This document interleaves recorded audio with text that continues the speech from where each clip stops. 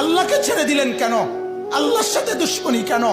যে ছেলেটা সারাদিন একটা ওয়াক্ত নামাজ পড়ে না, যে বিবি একটা ওয়াক্ত নামাজ পড়ে না, যে মেয়েটা পর্দা করে না, তারে জিজ্ঞাসা করেন না যে মা সবার সাথে সম্পর্ক বজায় রাখো, মালিকের সাথে কেন দুশ্মনী?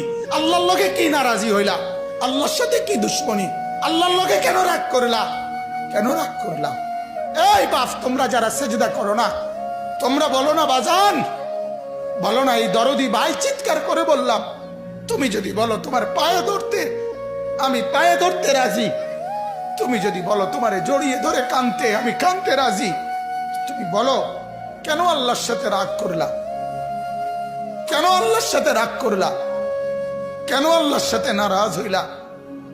কেন সেজদা কপালে জুটলো না?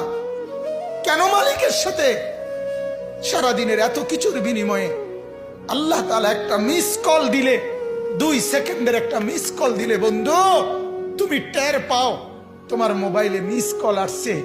এত বড় মসজিদে 6টা মাইকের হরন দিয়া আল্লাহু আকবার বলে তোমারে ডাক দেয়, তোমার একটা বারও কানে লাগে না, বিবেকে লাগে না। তোর মতো শক্ত ডাকাত, তোর মতো পাষাণ বেটা আর কে হইতে পারে? বেটা কথা বলেন না কেন?